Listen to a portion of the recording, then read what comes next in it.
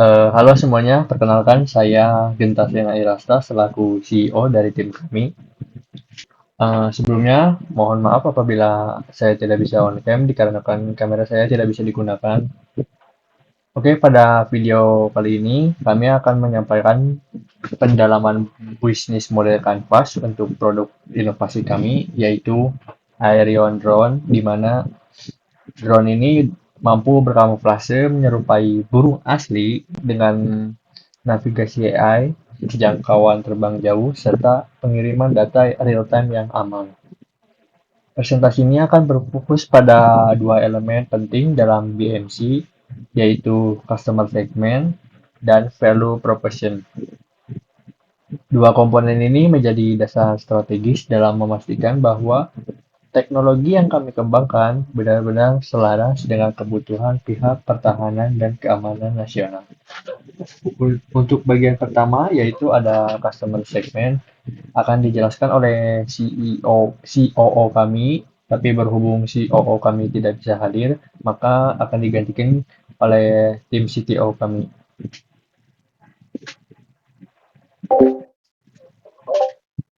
Baik, terima kasih kepada CEO yang telah membuka presentasi ini dengan sangat baik. Perkenalkan, saya Putri sebagai CFO.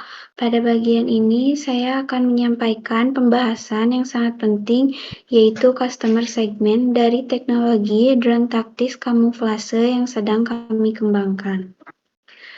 Topik ini menjadi kunci karena keberhasilan produk pertahanan tidak hanya bergantung pada teknologi, tetapi juga pada siapa pengguna akhirnya, pada kebutuhan mereka, serta masalah apa yang ingin mereka selesaikan.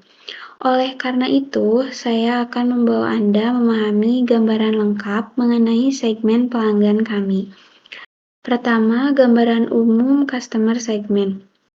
Pada dasarnya, drone taktis berkamuflase adalah solusi yang dirancang untuk institusi negara dengan tingkat kebutuhan keamanan yang tinggi. Karena itu, customer segment kami secara garis besar terbagi menjadi 3 kategori utama. Pertama, pasukan khusus negara. Segmen pertama adalah pasukan khusus seperti Kopassus, Denjaka, Denbravo, dan unit taktis elit lainnya. Mereka merupakan garda terdepan dalam misi-misi sensitif yang biasanya membutuhkan tingkat kerahasiaan ekstrim. Dalam operasi mereka, ada beberapa jenis misi yang membutuhkan perangkat yang mampu menyatu dengan lingkungan. Operasi infiltrasi ke area berbahaya tanpa memicu kecurigaan. Misi pengintaian jarak dekat di mana setiap gerakan kecil bisa terdeteksi. Pemantauan diam-diam sebelum tim melakukan penyerangan atau penjemputan. Drone kami yang memiliki kamuflase menyerupai burung memberi mereka keunggulan yang signifikan. Dengan bentuk yang sangat natural dan mencurigakan, drone ini mampu terbang dengan bebas di area target tanpa menimbulkan perhatian, baik dari mata manusia maupun alat deteksi konvensional. Bagi pasukan khusus, 1 detik saja bisa menentukan hidup dan mati. Karena itu, perangkat seperti ini bukan hanya alat bantu, tetapi penentu keberhasilan misi. Yang kedua, ada unit intelijen militer. Segmen kedua adalah unit intelijen militer. Mereka memiliki kebutuhan utama dalam hal sebagai berikut. Yang pertama ada pengambilan data secara real-time. Kedua, observasi wilayah sensitif. Ketiga, pemantauan aktivitas musuh dari jarak jauh. Dan yang keempat ada mengurangi risiko infiltrasi langsung oleh personil. Unit intelijen bukan sekadar butuh drone yang bisa terbang. Mereka membutuhkan sistem yang mampu mengumpulkan informasi dengan akurat, stabil, dan tanpa terdeteksi. Disinilah fitur AI Object Recognition kami memberikan nilai tambah besar. AI dapat mendeteksi pergerakan manusia, kendaraan, pola aktivitas, hingga potensi ancaman, lalu mengirimkan data ke pusat komando secara langsung. Dengan kata lain, drone ini mempersingkat rantai kerja. Data yang dulunya membutuhkan tim lapangan, tim pengolah, dan tim analisis kini bisa didapatkan dalam hitungan detik. Yang ketiga ada kepolisian, Polri, dan satuan khusus. Segmen pelanggan ketiga ini memiliki kebutuhan yang sangat beragam, mulai dari menjaga ketertiban, menangani kriminalitas, hingga aksi anti-terorisme. Beberapa use case di antaranya, yang pertama ada pemantauan kerumunan pada acara besar, kemudian ada pelacakan target berbahaya, ada operasi pengintaian terhadap kelompok kriminal terorganisir, pendukung operasi anti-teror, pengawasan wilayah tanpa menimbulkan kepanikan publik. Drone yang menyerupai burung memiliki keunggulan besar dalam konteks kepolisian. Yang pertama, keamanan, tidak mengusik publik, dan dapat menjalankan investigasi tanpa diketahui target. Dalam operasi kriminal tingkat tinggi, kerahasiaan dan kecepatan adalah dua faktor utama. Drone kami memberikan keduanya. Yang kedua ada pain points, masalah yang dihadapi pelanggan. Selanjutnya, kami mengidentifikasi beberapa pain point penting. Yang pertama ada observasi sulit dilakukan tanpa terdeteksi. Drone konvensional memiliki bentuk khas baling-baling, suara bising, warna yang kontras. Akibatnya, operasi sering gagal karena target menyadari keberadaan dari drone. Yang kedua ada tingkat resiko tinggi saat masuk ke area sensitif. Menerbangkan drone ke wilayah lawan memiliki resiko ditembak jatuh atau terdeteksi radar. Deteksi ini bisa menimbulkan konsekuensi politik dan militer. Yang ketiga ada keterlambatan data intelijen. Banyak perangkat lama hanya merekam data tanpa kemampuan streaming real-time. Bagi unit lapangan, keterlambatan 30 detik saja bisa berarti hilangnya peluang emas. Yang keempat, ada peralatan bulky dan tidak praktis. Pasukan taktis dan intelijen membutuhkan perangkat yang ringan, mudah dibawa, tidak memakan banyak ruang, serta siap pakai dalam hitungan detik. Drone konvensional sering terlalu besar dan memerlukan operator khusus. Yang kelima ada ketergantungan pada operator ahli. Sistem yang rumit justru memperlambat operasi. Mereka butuh solusi yang bisa dikuasai cepat, bahkan oleh personil non-teknis. Yang ketiga ada customer needs, kebutuhan utama pelanggan. Dari pain point tersebut, kita bisa menarik beberapa kebutuhan inti. Yang pertama ada teknologi pengintaian yang tidak mencurigakan. Drone harus terlihat seperti bagian normal dari lingkungan dalam hal ini, seperti burung. Yang kedua ada jangkauan terbang jauh dan waktu operasional panjang. Customer menginginkan durasi terbang minimal 45 menit hingga 90 menit untuk operasi serius. Yang ketiga ada AI yang minimalkan beban personil. Kebutuhan ini mencakup auto tracking, identifikasi objek otomatis, serta route planning cerdas. Yang keempat ada sistem keamanan data tingkat militer. Semua video dan telemetri harus terenkripsi sehingga tidak bisa dihack oleh lawan. Dan yang terakhir ada perangkat ringan, compact, dan cepat deploy. Idealnya, perangkat bisa disiapkan dalam kurang dari 1 menit. Selanjutnya akan dilanjutkan oleh teman saya. Baik, sebelumnya saya akan melanjutkan dari penjelasan customer segment ini. Selanjutnya ada value dari perspektif operasional. Setelah memahami siapa pelanggan kita, mari kita lihat bagaimana produk ini memberikan nilai nyata bagi operasi. Efisiensi operasi. Dan kami mengurangi kebutuhan manpower. Jika biasanya diperlukan 3-4 orang untuk pengintaian, ini cukup 1 operator. Kemudian minim resiko, tidak ada personel yang harus berada di garis depan, dan melakukan penetrasi awal mengurangi potensi korban jiwa. Kemudian akurasi lapangan. Data visual yang diperoleh secara real time membantu komandan lapangan membuat keputusan cepat dan akurat. Kemudian fleksibilitas taktis tinggi. Drone dapat dipakai untuk operasi malam, operasi urban, pengintaian hutan, pemantauan perbatasan, operasi maritim dekat pantai, hingga simulasi pelatihan taktis. Kemudian yang kelima, market size atau skala dan potensi pasar. Walaupun video ini tidak memerlukan perhitungan angka detail, secara garis besar potensi pasarnya sangat besar. Beberapa indikator seperti anggaran pertahanan Indonesia terus meningkat tiap tahun.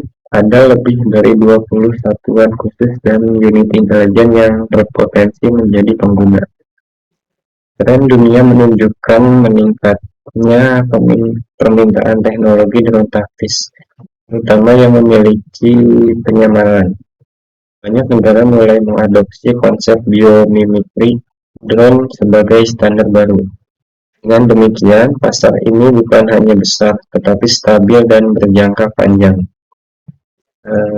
Yang keenam, kesimpulan customer segment. Jadi dapat disimpulkan bahwa pelanggan utama kami terdiri dari pasukan khusus, unit intelijen militer, dan institusi kepolisian. Ketiga segmen ini memiliki kebutuhan yang sama, seperti perangkat pengintaian yang tidak terdeteksi, efisien, aman, dan mampu memberi data real-time berkualitas tinggi. Drone taktis berkamuflase yang kami kembangkan secara khusus dirancang untuk menjawab kebutuhan itu. Dengan pemahaman mendalam mengenai customer segment, kami yakin bahwa produk kami tidak hanya menjadi alat bantu, tetapi menjadi standar baru dalam dunia pengawasan taktis modern. Demikian penjelasan yang mengenai customer segment. Selanjutnya saya menyerahkan kepada Sitio untuk membahas value proposition dari teknologi ini.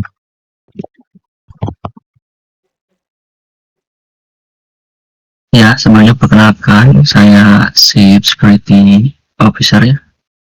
Di sini saya akan menjelaskan terkait dengan value propositions. Mari kita masuk ke poin pertama. Dan inilah merupakan benteng pertahanan bisnis kami ya, agar susah ditiru kompetitor lain, yaitu mampu berkamuflase dan menyerupai burung asli.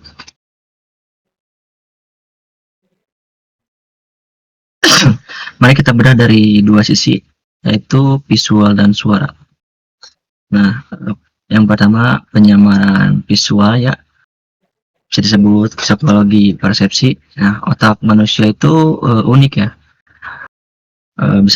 Bisa kalian bisa lihat gitu benda asing yang kaku gitu terbang di langit, otak langsung mengirim sinyal bahaya, itu mesin, itu mata-mata gitu. Tapi kalau kalian melihat burung terbang gitu, otak secara otomatis mengabaikannya gitu. Kita menganggap itu cuma bagian dari pemandangan alam. Nah, produk kami ini memanfaatkan celah psikologi ini. Kami meniru tekstur sayap, bentuk tubuh, sampai gerakan terbangnya. Kenapa ini bernilai bisnis tinggi? Nah, karena ini memungkinkan klien kami yaitu pasukan khusus, untuk melakukan pengintaian dari jarak yang sangat dekat dibanding drone yang lain. Mereka bisa menerbangkan drone ini hanya 10-20 meter di atas target gitu, dan target tidak akan curiga bahwa ini tuh mata-mata gitu. Nah, komputer kami yang pakai drone baling-baling biasa tidak akan pernah bisa melakukan hal ini. Yang kedua, penyamaran suara. Nah, ini masalah terbesar drone listrik ya, yaitu baling-baling yang bising gitu. Drone biasa menggunakan baling-baling yang berputar ribuan kali per menit. Suaranya melengking dan bikin kayak sakit kepala gitu. Di hutan sunyi, suara itu terdengar sampai hampir 1 kilometer. Dan kami ini menggunakan mekanisme sayap kepak dan meluncur gliding ya. Suaranya senyap, kalaupun terdengar frekuensinya bisa lebih rendah gitu, mirip suara angin atau seperti kepakan burung biasa. Jadi apa gitu yang kami jual? Kami menjual akses. Kami memberi militer kemampuan untuk melihat musuh dari dekat tanpa ketahuan gitu. Ini bisa disebut unfair advantage kami. Yang kedua adalah soal efisiensi dan jarak tempuh. Nah, kalau poin pertama tadi soal taktik, poin kedua ini soal biaya gitu. Soal penghematan biaya operasional. Mari kita bicara menggunakan fisika sederhana. Nah, drone quad cover yang seperti biasa yang mempunyai 4 baling-baling itu sangat boros energi ya. Kenapa? Karena 100% tenaga baterainya habis cuma buat melawan gravitasi supaya dia tidak jatuh ke bawah gitu. Makanya drone biasa paling lama terbang 20-30 menit. Habis itu turun dan ganti baterai. Nah, drone kami ini berbeda. Karena kami meniru burung, kami punya sayap lebar, kami menggunakan prinsip aerodinamika pasif. Saat drone kami sudah di atas, dia bisa mematikan motornya gitu dan meluncur menaiki arus angin. Nah, persis seperti burung yang sedang patroli santai. Terus dampak bisnis ini buat pemerintah itu bisa hemat baterai dan logistik. Nih bayangkan tentara di perbatasan kalau pakai drone biasa, mereka harus bawa ransel penuh baterai ya, cadangan karena tiap 20 menit habis. Dengan drone kami, satu baterai bisa bertahan jauh lebih lama, misal 1 jam sampai 1 jam setengah. Nah, beban logistik juga berkurang drastis gitu. Nah, yang kedua, jangkauan luas. Jadi satu unit drone kami ini bisa mengawasi area yang jauh lebih luas dalam sekali terbang. Artinya pemerintah tidak perlu beli terlalu banyak unit ya untuk mengcover satu wilayah. Nah, bagi investor ini poin sangat penting gitu. Saat kami ikut tender pemerintah nantinya, kami bisa bilang produk kami lebih hemat biaya operasional 50% dibanding kompetitor lain. Nah, poin ketiga, kita masuk ke otak dari sistem ini, yaitu untuk navigasi otomatis dan identifikasi objek. Bisnis hardware itu menurut saya susah ya kalau tidak didukung dengan software yang pintar. Nah, kami sadar operator di lapangan itu manusia. Mereka bisa capek, ngantuk, dan stres. Kalau mereka harus menyetir drone secara manual terus-menerus sambil melihat layar kecil gitu, risiko kesalahannya itu lebih besar ya. Dan musuh lewat bisa tidak terlihat. Nah, karena itu kami menanamkan kecerdasan buatan atau AI di dalam drone kami ini dan memiliki 2 fitur kunci. Yang pertama, navigasi otonom atau bisa disebut dengan autopilot. Drone ini bisa mikir sendiri, dia bisa terbang mengikuti rute patroli tanpa perlu disetir stick. Dia bisa menghindari kalau ada pohon, ini mengurangi beban kerja juga operatornya. Nah, operator juga bisa fokus ya memikirkan strategi, biarkan robot yang mengurus cara terbangnya. Yang kedua, identifikasi objek atau smart detection. Ini fitur yang paling dicari intelijen ya. Kamera drone kami ini bisa membedakan objek gitu. Dia bisa tahu ini mobil sipil, ini truk militer, ini orang yang bawa jajanan, atau ini orang bawa senjata sepanjang. Nah, sistem sistem kami akan otomatis memberi kotak merah atau highlight di layar jika mendeteksi ancaman. Nah, ini membuka peluang ya bagi kami untuk pendapatan berkurang ke depannya. Kami bisa menjual lisensi update software AI ini. Jadi hubungan kami dengan klien tidak putus setelah jual barang, gitu, tapi berlanjut terus.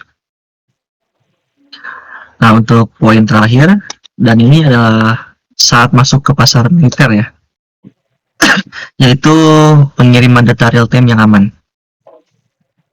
Seperti yang kita tahu, dunia pertahanan itu paranoid ya. Mereka tidak percaya pada sembarangan teknologi. Apalagi sekarang banyak isu pencurian data oleh berbagai hacker negara lain. Nah, negara takut pakai drone buatan luar negeri yang murah karena takut videonya disadap atau dikirim ke server asing oleh pihak-pihak yang tidak bertanggung jawab. Nah, value proposition kami di sini adalah trust, kepercayaan, dan kedaulatan. Dan di sini kami menjamin 3 hal. Yang pertama, enkripsi tingkat tinggi. Dari video yang dikirim dari drone ke operator, dikunci dengan kode enkripsi militer. Nah, seperti end-to-end, musuh tidak akan bisa menonton video kita gitu, meskipun mereka menyadap sinyalnya. Yang kedua adalah anti jamming dasar. Sistem komunikasi kami ini dirancang supaya tidak mudah diputus sinyalnya oleh alat pengganggu musuh ya. Dan yang ketiga itu real time tanpa delay. Nah, apa yang terjadi di lapangan detik ini dilihat oleh komandan detik ini juga. Jadi secara langsung gitu, real time. Nah, dengan fitur ini juga kami memposisikan diri bukan sebagai penjual mainan hobi gitu, tapi sebagai mitra strategis pertahanan nasional. Kami memberikan rasa aman bahwa data rahasia negara tetap menjadi rahasia. Mari kita rangkum ya beberapa pembahasan selama ini. Kami menawarkan solusi yang lengkap.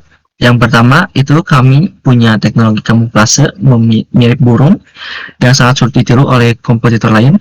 Yang kedua, efisiensi tinggi ya, kami menawarkan biaya operasional yang lebih murah karena hemat energi dan terbang jauh. Yang ketiga, teknologi yang cerdas. Kami bukan cuma hardware, tapi perusahaan kecerdasan buatan atau AI yang punya potensi software revenue. Yang keempat, market fit ya. Kami memenuhi standar keamanan tinggi yang diminta oleh pasar militer dan pemerintahan. Karena kami sedang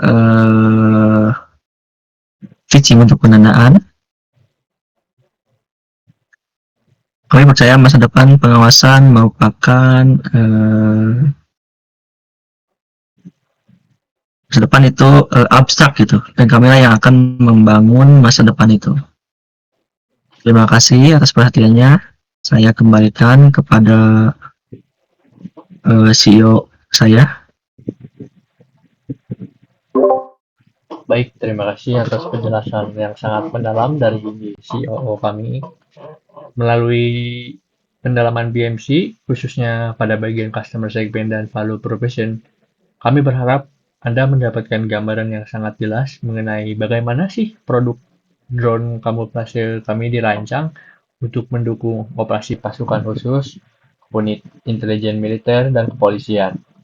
Dengan mengedepankan teknologi kamuflase, kecerdasan buatan, dan keamanan data. Kami percaya bahwa inovasi ini mampu memberikan nilai strategis bagi pertahanan modern dan mendukung misi-misi kritis dengan lebih aman, efisien, dan adaptif. Mungkin sekian presentasi dari kami. Terima kasih. Apabila ada kesalahan, mohon maaf. Assalamualaikum warahmatullahi wabarakatuh.